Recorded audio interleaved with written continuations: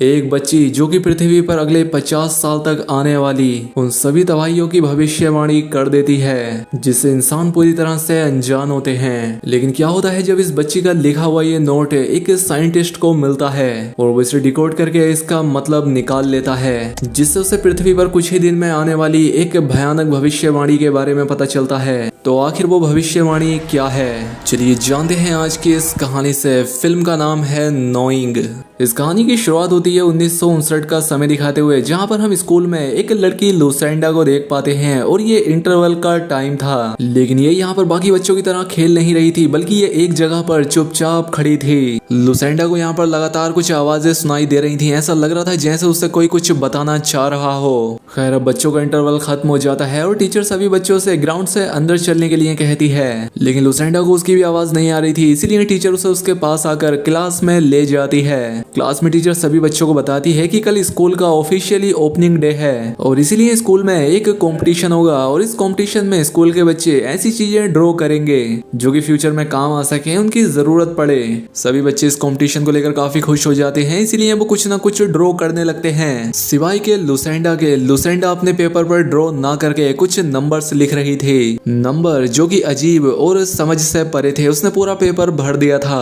अब इससे पहले कि लुसेंडा आखिरी नंबर लिखती, इनका टाइम पूरा हो जाता है और इसीलिए टीचर सभी बच्चों से उनके ड्राइंग से ले लेती है। वो उनकी ये ड्राइंग लेकर एक टाइम कैप्सूल में डाल देती है। अगले दिन स्कूल में एक सेरेमनी होती है और इन्हें बताया जाता है कि अभी ये कैप्सूल आज से 50 साल बाद खोला जाएगा। इसीलिए स्कूल ओपनिंग डे पर उस कैप्सूल को जमीन में बरी कर दिया जाता है, यानी उसे जमीन में गाड़ दिया जाता है। अब लुसेंडा की टीचर लुसेंडा को देखती है, लेकिन अगले ही सेकंड लुसेंडा गायब हो जाती है। अब ये देखकर उसकी टीचर परेशान हो जाती है, इसीलिए बोर स्कूल का बाकी स्टाफ लुसेंडा का नाम लेकर उसे स्कूल में खोजने लगते हैं। लुसेंडा की टीचर उसे ढूंढते हुए बेसमेंट तक पहुंचती है, जहां पर कुछ खुरचने की आवाजें आ रही थी। जैसे ही वो दरवाजा खोलती है वहां पर लुसेंडा थी, लेकिन वो काफी डरी हुई थी और उसके हाथों पर कुछ खून भी लगा हुआ था। और जब वो दरवाजे पर देखते हैं तो यहाँ लुसेंडा ने डोर पर कुछ नंबर्स लिख रखे थे।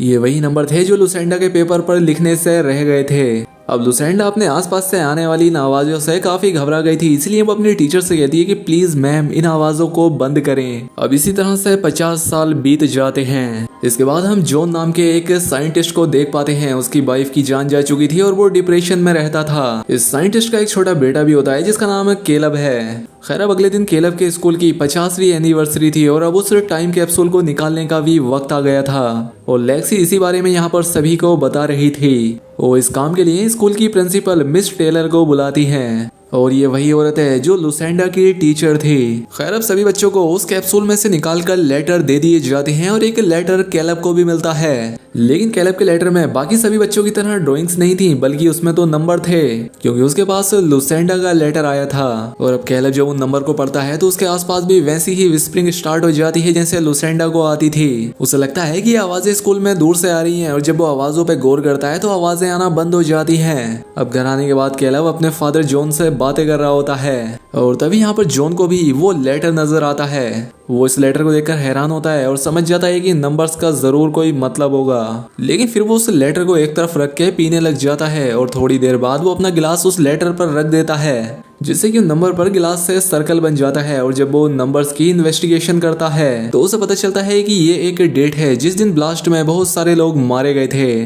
जब वो दोबारा उस लेटर को देखता है तो उस पर वो नंबर भी लिखे हुए थे जितने लोगों की जान उस दिन गई थी। अब ये देखकर जॉन बहुत हैरान हो जाता है और अब वो बाकी नंबर को अपने व्हाइट बोर्ड पर लिखकर इन्वेस्टिगेट करने लगता है और जांच करने पर उसे पता लगता है कि इस पेपर में जितने भी नंबर थे वो बेकार नंबर नहीं थे।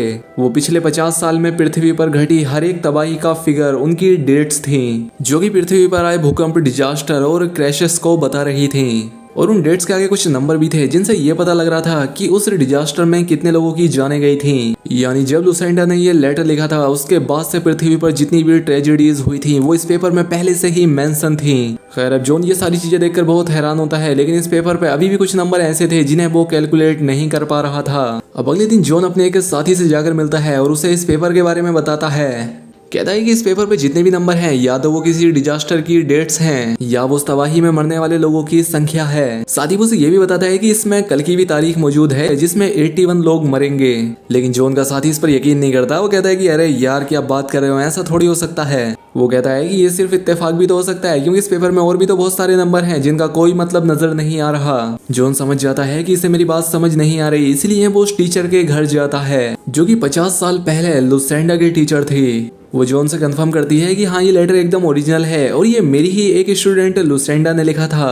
और साथ ही वो जॉन को ये भी बताती है कि जिस वक्त लुसेंडा ने ये लेटर लिखा था उस वक्त उसके साथ बहुत ही अजीबोगरीब चीजें भी हो रही थी, यानी कि उसे अपने आसपास से आवाजें सुनाई देती थी। और वो उसे उस दिन के बारे में भी बताती है जिस दिन लुसेंडा गायब हो गई थी और उसने अपने नाखूनों से ही स्कूल के दरवाजे पर कुछ नंबर कुछ फिगर लिखे थे। अब जॉन लुसेंडा के बारे में और जानना चाहता है, जिस पर टीचर उसे बताती है कि कुछ ही समय पहले लुसेंडा एक बीमारी की वजह से मर गई थी। बाहर आने पर जॉन देखता है ये उसका बेटा कैलब किसी अनजान आदमी से बात कर रहा है और वो अनजान आदमी उसे एक पत्थर देता है और वो इससे बिना कुछ कहे यहाँ से चला जाता है। अब अगले दिन हम देखते हैं कि जॉन कैलब को स्कूल से लाने के लिए रोड पर था, लेकिन ट्रैफिक जैम होने की वजह से वो आगे नहीं जा रहा था और तभी उसकी नजर कार के मीटर पर पड़ती है, जिससे उसे याद आता है कि आज तो वही तारीख है जो उस पेपर पर लिखी थी, यानी कि आज कुछ होने वाला है। और यहाँ पूछताछ करने पर जॉन को पता लगता है कि यहाँ पर एक प्लेन क्रैश हो गया है। और घर आने पर जब वो न्यूज देखता है तो उससे पता लगता है कि इस हादसे में 81 लोग मारे गए थे, यानी कि उस पेपर की प्रेडिक्शन एकदम सही थी। वहीं दूसरी तरफ हम कैलब के रूम में उस मिस्टीरियस आदमी को देखते हैं जिसने कैलब को वो काला पत्थर दिया था। वो कैलब को खिड़की से बाहर फ्यूचर का एक सीन दिखाता है जहाँ पर सब कुछ जल रहा है और लोग अपनी जान बचाने के लिए भाग रहे हैं। कैलब ये देखकर डर के मारे चिल्लाता है और इसलिए जॉन जल्दी से ऊपर आ जाता है, लेकिन तब तक वो आदमी रूम से चला गया था। जॉन को वो आदमी विंडो के बाहर नजर आता है और जैसे ही जॉन उस आदमी को पकड़ने के लिए जाता है तो वो आदमी यहाँ से भी गायब हो जाता है। अब अगले दिन जॉन किसी न किसी तरह से लुसेंडा के बारे में जानकारी निकालते हुए उसकी बेटी के पास पहुंच जाता है। उस लड़की का नाम टियाना था और यहाँ पर जॉन उसे उसकी माँ के उस लेटर के बारे में बताता है जिसकी प्रेडिक्शन एकदम सही हो रही थी। और वो उसे ये भी बताता है कि आज से 3 दिन बाद एक और एक्सीडेंट होगा जिसमें कि 33 लोग मारे जाएंगे और इसलिए जॉन उससे कहता है कि मुझे तुम्हारी मदद की जरूरत है उन सभी लोगों को बचाने के लिए। लेकिन यहाँ पर टियाना को उसकी बातें फालतू लगती हैं और इसीलिए वो अपनी बेटी के साथ यहाँ से चली जाती है। अब घर जाने के बाद जॉन टीवी पर एक न्यूज सुनता है जिसमें वो अगले दिन के टेररिस्ट अटैक के बारे में बता रहे थे। अब जॉन उस पेपर के नंबर को यूज करते हुए एक GPS कोड बनाता है और साथ ही इस बारे में पुलिस को भी इन्फॉर्म करता है कि कल सबवे स्टेशन पर एक हमला होने वाला है। और अब इसीलिए जॉन अगले दिन कुछ पुलिस वालों के साथ सबवे स्टेशन में जाता है और वहां पर उसे एक आदमी दिखता है जिसे देखकर लग रहा था कि शायद वो एक टेररिस्ट है, लेकिन वो एक छोटा मोटा चोर था। तभी हम देखते हैं कि एक ट्रेन ने अचानक से अपना ट्रैक चेंज कर लिया है और ट्रैक चेंज होने की वजह से वो दूसरी ट्रेन में जाकर घुस जाती है। लोगों में भगदड़ मच जाती है, वो ट्रेन से बाहर निकलना शुरू कर देते हैं और यहाँ से ट्रेन हादसे में 33 लोग मारे जाते हैं। अब ये पूरी तरह से कंफर्म हो चुका था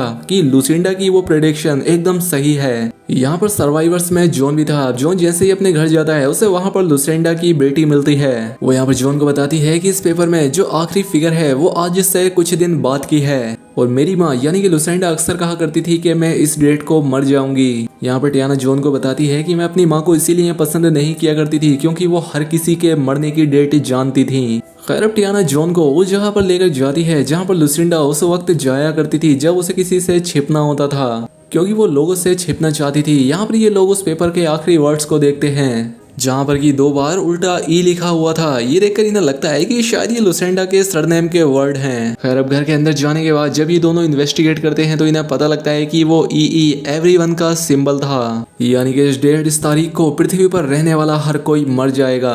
और साथ ही यहाँ पर जॉन वो स्टोन भी देखता है जो वो मिस्टीरियस आदमी उसके बेटे को दिया था। अब यहाँ बाहर कार में जॉन का बेटा और टियाना की बेटी भी थी और यहाँ पर वही मिस्टीरियस लोग आते हैं जो कि कैलब को पहले भी दिखे थे। वो इन बच्चों से कह रहे थे कि हमारे पास आ जाओ और इनकी ये विस्परिंग ये फुसफुसाहट बिल्कुल वैसी ही थी जैसी कि लुसेंडा को सुनाई देती थी और जैसे कि कैलब को भी मूवी की स्टार्ट में सुनाई दी थी। लेकिन कैलब बाहर उनके पास नहीं जाता बल्कि वो होशियारी दिखाते हुए कार का हॉर्न बजा देता है, जिसे सुनकर टियाना और जॉन जल्दी से बाहर आ जाते हैं। लेकिन उनके यहाँ आने से पहले वो मिस्टीरियस लोग यहाँ से चले गए थे। लेकिन तभी जॉन उनमें से एक आदमी को देख लेता है और वो उसके पीछे जाकर उससे पूछता है कि तुम आखिर चाहते क्या हो, कौन हो तुम। और फिर जब वो आदमी अपना मुंह खोलता है तो उसके मुंह से बहुत तेज रोशनी निकलती है और जैसे ही वो मुंह बंद करता है वो आदमी भी यहाँ से गायब हो जाता है। इसके बाद ये सभी लोग जॉन के घर पर आ जाते हैं और यहाँ पर टियाना बहुत दुखी थी क्योंकि उससे पूरा यकीन था कि उसकी माँ की प्रेडिक्शन कभी गलत नहीं होती थी और अब उसकी इस भविष्यवाणी के हिसाब से एक दिन बाद हर कोई मर जाएगा और ये एक साथ उनकी इस दुनिया में आखिरी रात है। अब यहाँ पर टियाना की बेटी एक ड्राइंग बनाती है जिससे जॉन समझ जाता है कि अगले दिन जो डिजास्टर, जो कयामत आएगी वो सूरज की तरफ से आएगी और इसीलिए वो अपने ऑफिस जाता है और उस सूरज की रेडिएशन लेवल को चेक करता है जो कि यहाँ पर काफी ज्यादा एबनॉर्मल थी। यानी कि सूरज से ऐसी खतरनाक फ्लेयर्स, ऐसी तरंगें निकलेंगी जो कि पूरे सोलर सिस्टम को तबाह कर देंगी। घर आने पर जॉन देखता है कि कैलब भी वैसे ही लेटर लिख रहा था जैसे कि लुसेंडा लिखा करती थी और यहाँ पर जॉन को याद आता है कि टीचर ने उसे बताया था कि लुसेंडा ने कुछ लेटर एक डोर पर भी लिखे थे।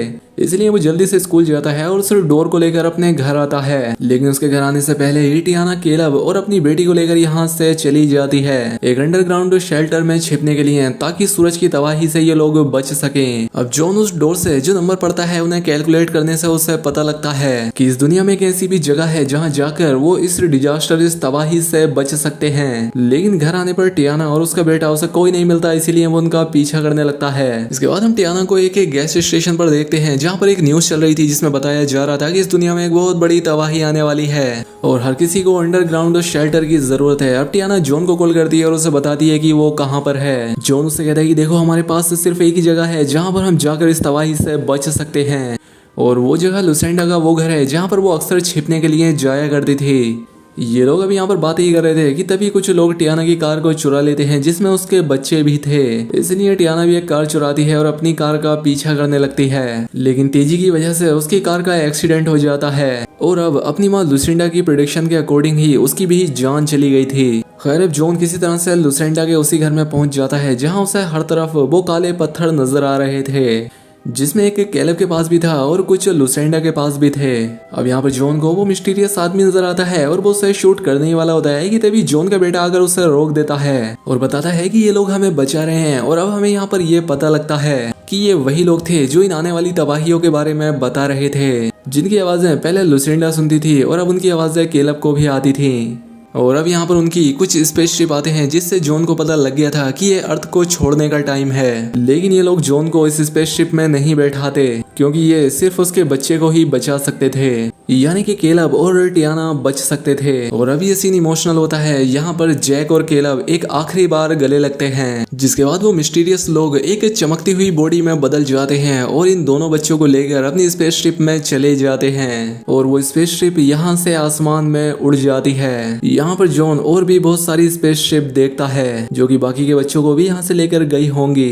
खैर, अब अगली सुबह जॉन अपने आप को उन ब्लैक स्टोन वाली जमीन पर लेटा पाता है। उसे पता लगता है कि तबाही शुरू हो गई है। वो जल्दी से अपनी फैमिली के पास आता है। सभी लोग अपने अपनों से मिलने और छिपने के लिए जा रहे थे। इसके बाद जॉन अपने पेरेंट्स से भी मिलता है। वो यहाँ पर अपने पेरेंट्स से बताता है कि कैलब एकदम सेफ है और इसके बाद ये सभी लोग एक दूसरे के गले लगते हैं। और अब इसके बाद हम देखते हैं कि सूरज की भयानक रेडिएशन इस पूरे शहर, इस पूरी दुनिया को खत्म कर देती है और इस तरह से इस पृथ्वी, इस दुनिया का अंत हो जाता है। वहीं हम उस स्पेसशिप को देखते हैं जहां वो उन दोनों बच्चों को एक दूसरे प्लेनेट पर जाकर छोड़ देता है। यहाँ पर कैलब और वो लड़की एक बहुत ही खूबसूरत जगह पर थे, जैसे ये जन्नत हो। अब इसी के साथ ये मूवी तो यहाँ पर खत्म हो जाती है, लेकिन उन मिस्टीरियस आदमियों के बारे में हमें कुछ पता नहीं चलता जो कि कैलब और उसकी दोस्त को यहाँ से लेकर गए थे। ऐसा हो सकता है कि वो एलियंस हो जो कि इंसानों की प्रजाति को बचाने के लिए दूसरे प्लेनेट पर ले गए हों, क्योंकि पृथ्वी से और भी कई सारी शिप्स उड़ी थी जिसमें और भी बच्चे होंगे जिनमें की अलग अलग खूबियां होंगी, ताकि वो अपनी एक नई दुनिया बसाकर एक नई शुरुआत कर सकें। बाकी दोस्तों, आपकी इस बारे में क्या थ्योरी है हमें कमेंट में बताएं। वीडियो अच्छी लगी तो वीडियो को लाइक और चैनल को सब्सक्राइब कर लें। मिलते हैं अगली शानदार वीडियो में।